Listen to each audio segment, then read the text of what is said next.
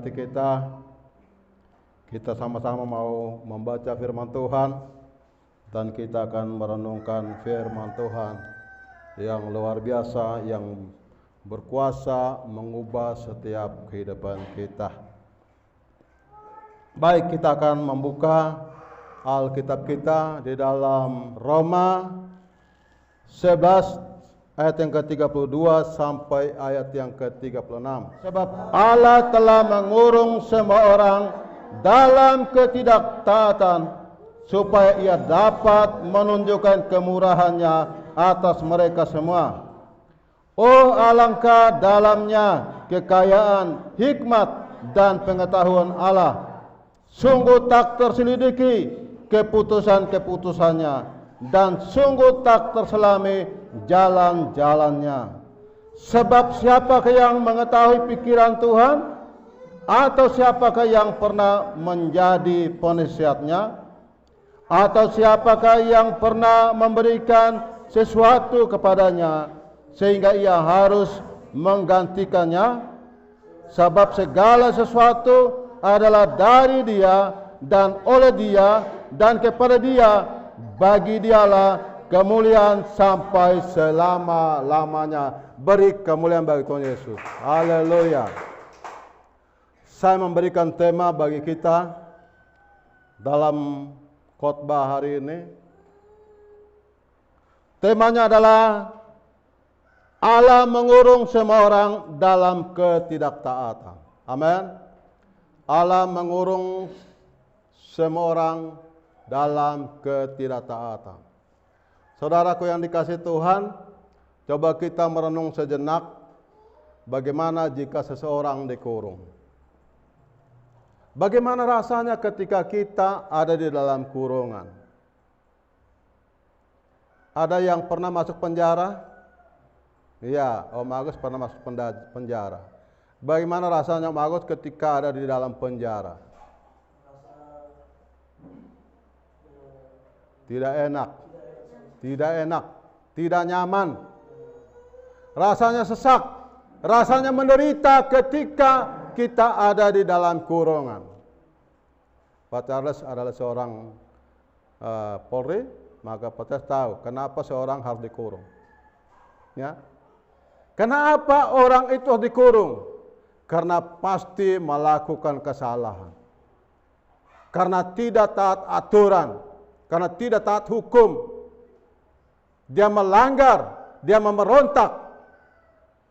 Makanya orang ini perlu dikurung, perlu mendapatkan keputusan-keputusan bahwa dia harus mendapatkan hukuman, yaitu harus dipenjara.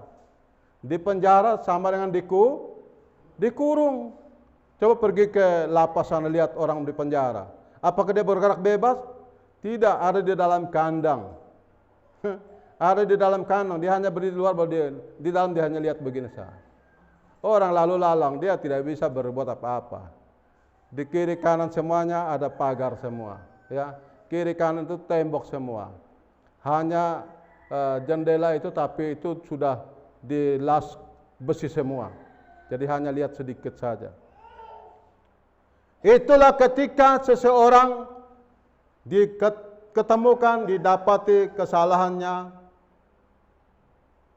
lalu kemudian putusan hakim melalui pengadilan, orang ini harus mendapatkan hukuman penjara sekian, mendapatkan kurungan sekian. Dan saudara yang dikasihi Tuhan, saya ketika masuk di lapas, ada pelayanan di lapas, saya melihat orang-orang yang ada di lapas, saya rasa ngeri sekali. Karena kita masuk itu harus minta izin. Minta izin, kita punya HP semuanya diambil semua. Itu pintu masuk itu berapa dobel memang. Itu ada petugas jaga. Lalu kita diizinkan masuk. Saya masuk di dalam, betapa ngeri sekali saudaraku. Ketika melihat orang-orang yang ada di dalam sel, ada di dalam penjara. Mereka tidak bisa bebas. Mereka tidak bisa buat apa-apa.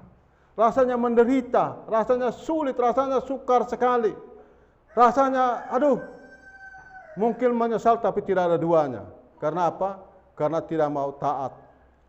Karena melakukan kesalahan. Mungkin dia berpikir, aduh, ya ini besok saya keluar sudah. Tapi tidak bisa lagi. Kau sudah ada di situ, ikuti aturan. Amin.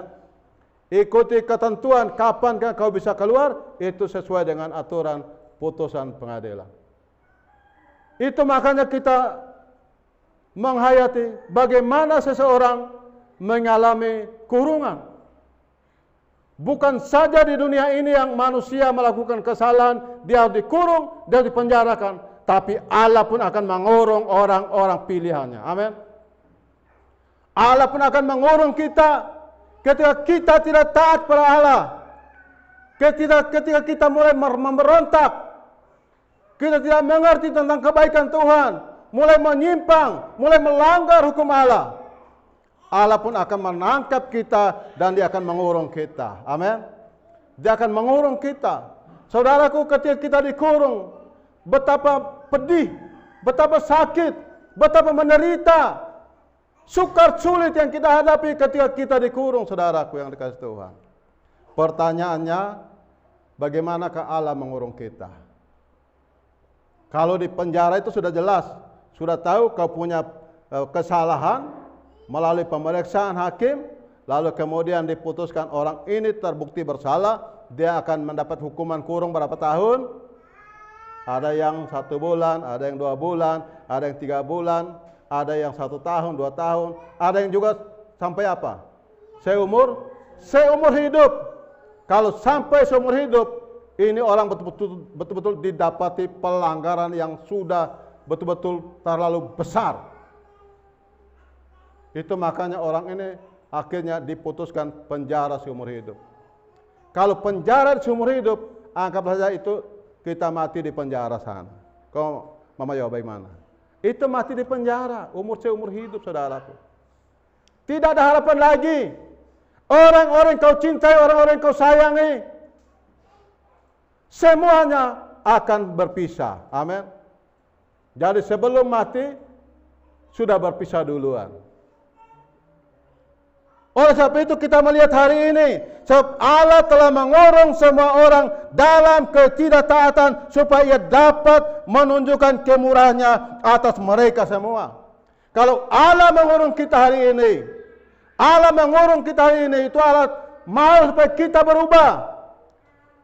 Mengapa Allah mengurung kita? Karena Allah mengasihi kita. Allah mau supaya dia mau menunjukkan kebaikan, kemurahan pada kita, agar kita kembali kepada Tuhan. Amin. Itulah tujuan Allah mengurung kita. Jangan kita tidak mengerti. Jangan kita tidak tahu. Allah pun berkuasa mengurung kita ketika kita mulai tidak taat pada Allah. Ketika kita mulai menjauhkan diri daripada pertemuan-pertemuan ibadah. Ketika kita mulai menjauhkan diri daripada Tuhan. Mulai memberontak, melakukan kejahatan. Tidak taat pada Tuhan. Allah akan menangkap kita dan dia akan mengurung kita. Kalau Allah mengurung kita, artinya Allah masih punya kesempatan, masih memberikan kita kesempatan untuk kita kembali kepada Dia. Allah punya tujuan supaya kita tahu bahwa Allah yang kita sembah, Allah yang punya kasih karunia dan belas kasihan, dan mengurung kita supaya Dia mengubah kembali kehidupan kita.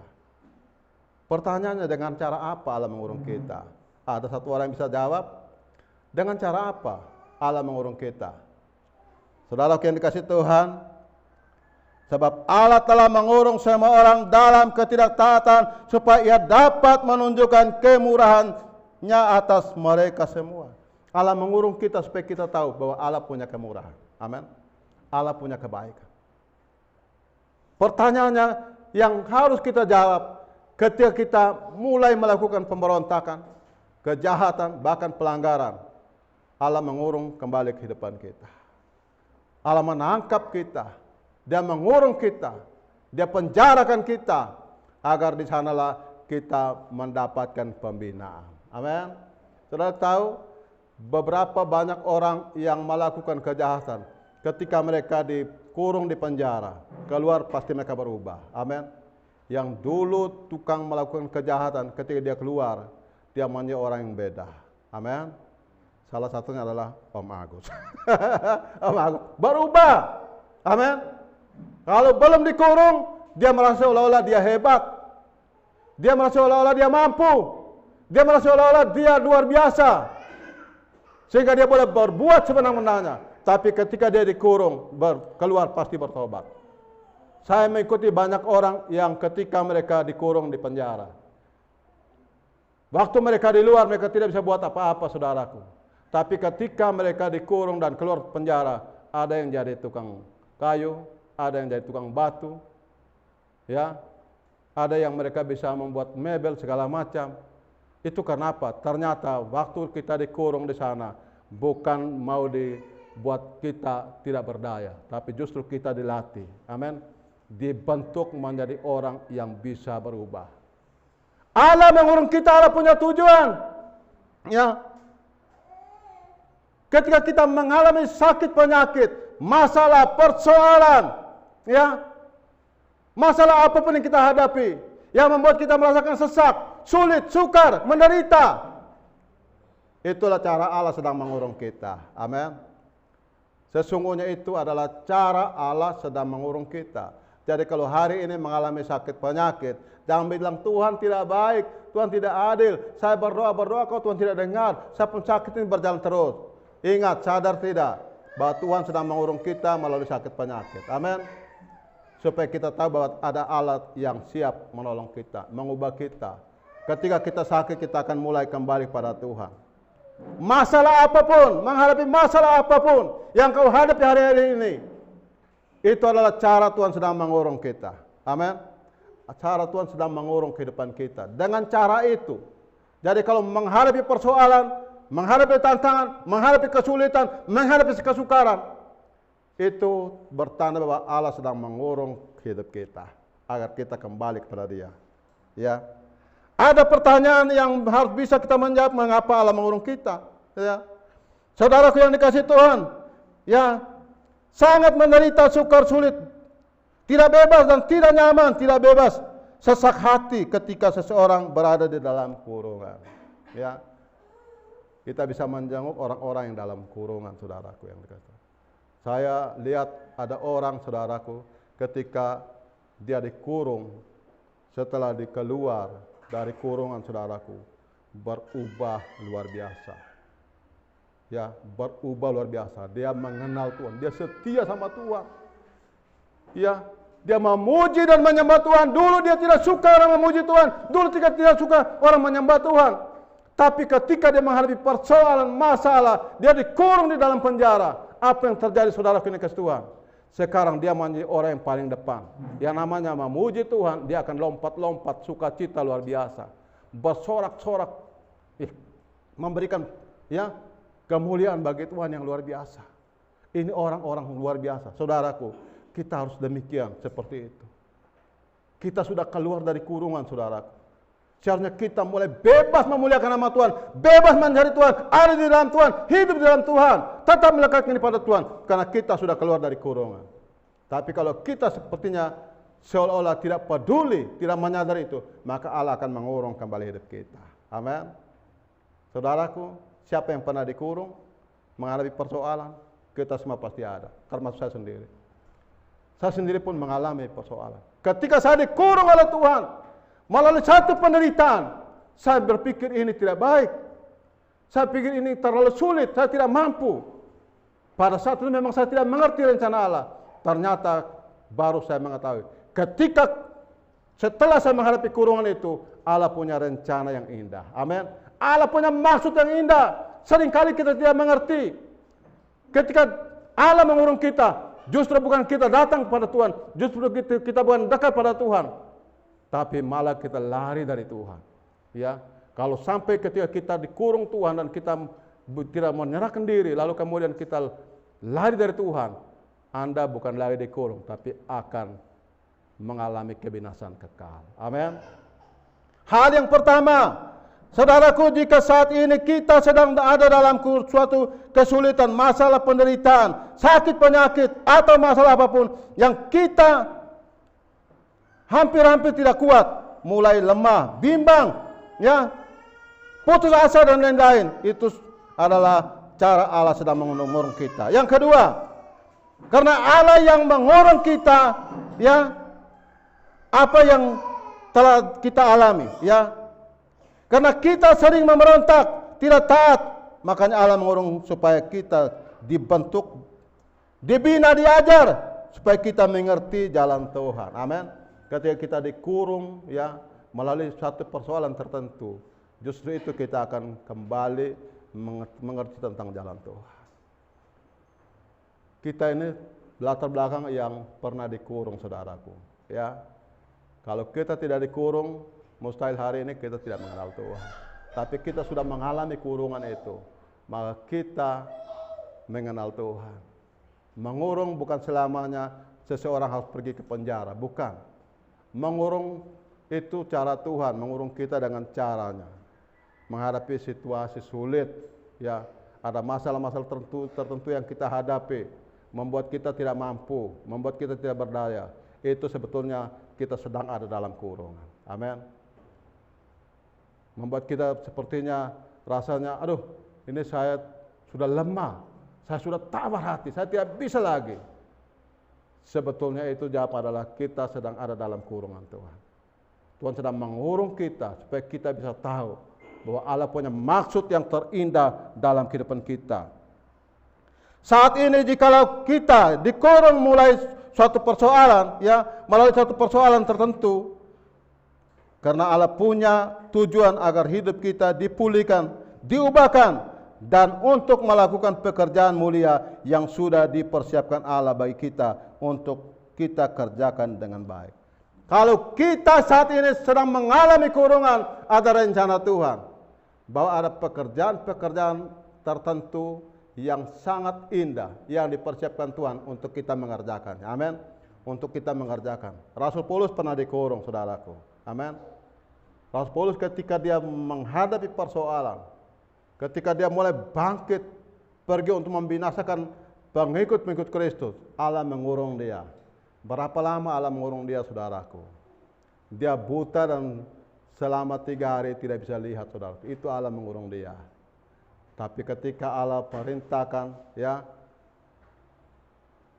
seorang rasul Tuhan, seorang nabi Tuhan datang menjamah dia, dan ketika itu Rasul Paulus melihat kembali, dan ketika dia melihat, dia menyerahkan diri pada Tuhan. Amin.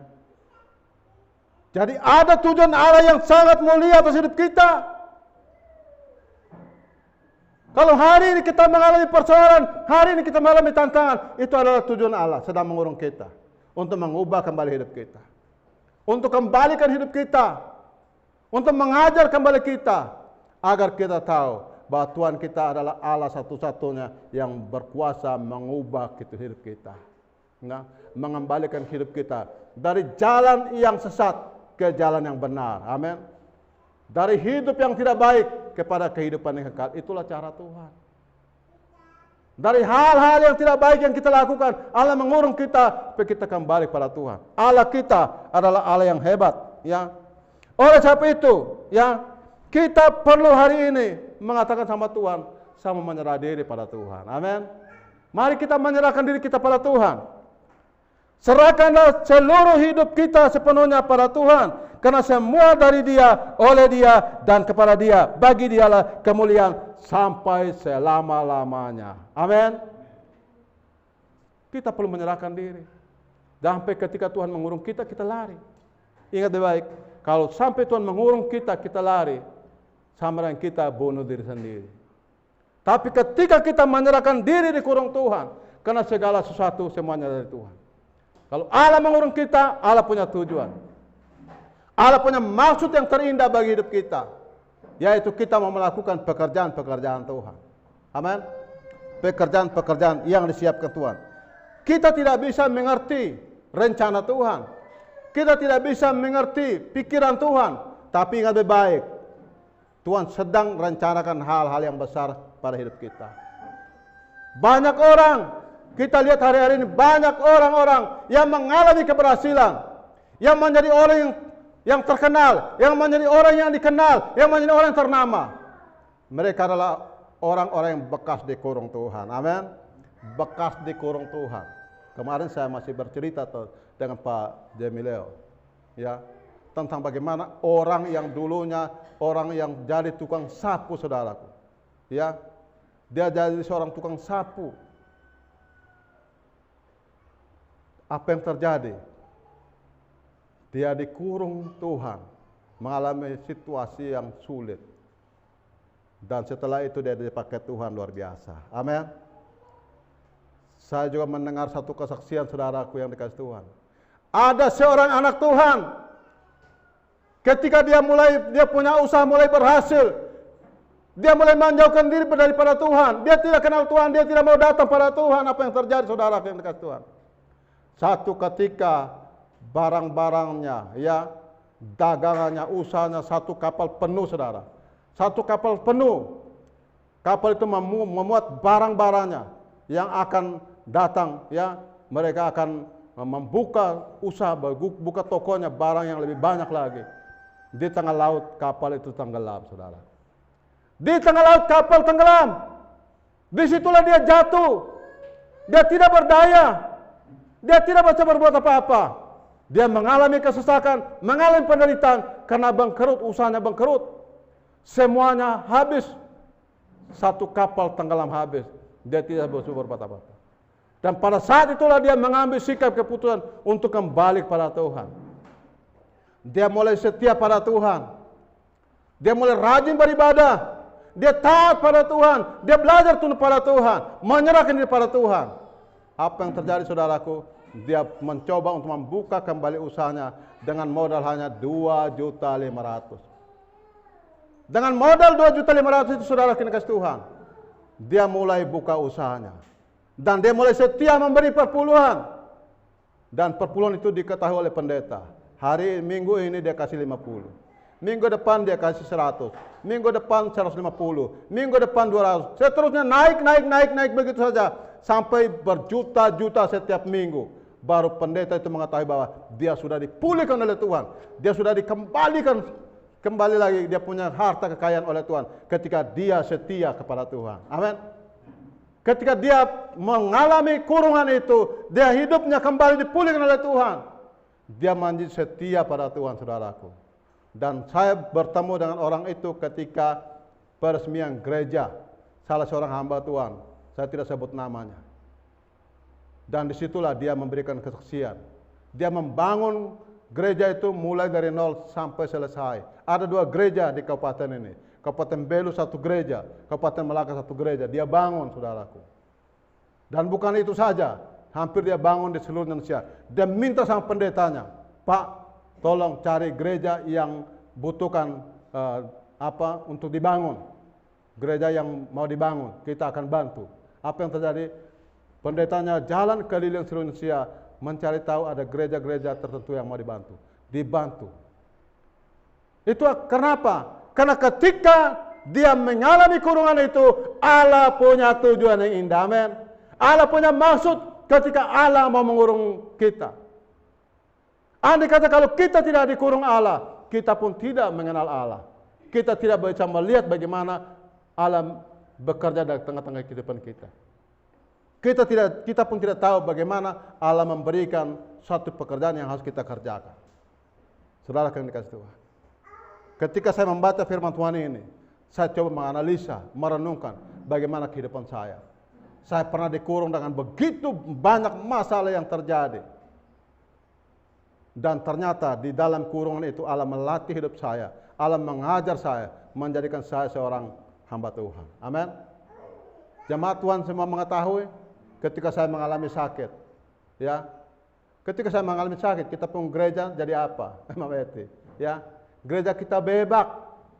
Tinggal mau runtuh saja. Tapi ketika saya sakit, Tuhan bilang apa? Kau harus bangun gereja. Ketika sementara saya dikurung melalui mengalami sakit yang luar biasa, Tuhan bilang kau bangun gereja. Saya bilang, Tuhan, kalau Tuhan sembuhkan saya siap membangun gereja. Amin. Bukti sampai hari ini gereja kita berdiri 2 lantai. Ya. Dan kemarin plester bagian dalam sudah selesai. Kita berdoa supaya Tuhan kirimkan berkat untuk plester kembali bagian luar. Amin. Itu artinya ketika Tuhan mengurung kita, Tuhan punya tujuan. Kalau hari ini Tuhan mengurung saudara saya, Jangan persalahkan Tuhan. Jangan bilang Tuhan tidak adil. Jangan Tuhan dibayar. Aduh, ini masalah ini saya tidak mampu Bapak. Saya tidak bisa lagi Bapak. Ingat, jangan salahkan Tuhan. Kau harus terima. Amin. Terima. Mulai kita terima. Tuhan, saya percaya. Saya sedang dikurung karena Tuhan punya rencana yang baik buat hidup saya. Amin. Tuhan mau pulihkan hidup saya. Jangan sampai kita justru dikurung Tuhan melalui satu tantangan. Kita malah jauh dari Tuhan. Ingat seperti ikan di akuarium. Saudara lihat ikan di akuarium? Coba kalau ikan di akuarium ketika dia ada di dalam kurungan akuarium, betapa indahnya saudara. Ya, betapa indah. Walaupun dia tidak bebas, tapi indah. Dia mendapatkan tempat yang indah. Tapi berani dia lompat keluar, mati. Amin. Mati. Kenapa dia berani lompat keluar? Karena di dalamnya itu ada sukacita. Keluar itu berarti kau habis. Ya. Maka ketika Allah mengurung kita, Allah punya tujuan yang terindah. Sebab Allah telah mengurung semua orang dalam ketidaktaatan supaya kita dapat menunjukkan kemurahannya atas mereka semua. Oh, alangkah dalamnya kekayaan Allah kita itu kaya, saudaraku. Hikmat dan pengetahuan Allah sungguh tak terselidiki keputusan-keputusannya dan sungguh tak terselami jalan-jalannya. Kalau Allah punya keputusan, jangan membantah. Amin. Karena kita tidak bisa menyelami jalan Tuhan. Kita tidak bisa menyelidiki pikiran Allah. Allah kita adalah Allah yang dahsyat. Dia mengatur dan melakukan segala sesuatu yang sangat indah bagi kehidupan kita. Amin. Amin. Hari ini kalau kita mengalami persoalan, jangan coba-coba mundur dari Tuhan. Allah sedang mengurung kita karena Allah mengasihi kita. Tuhan memberkati. Kita beri kemuliaan Tuhan Yesus. Haleluya.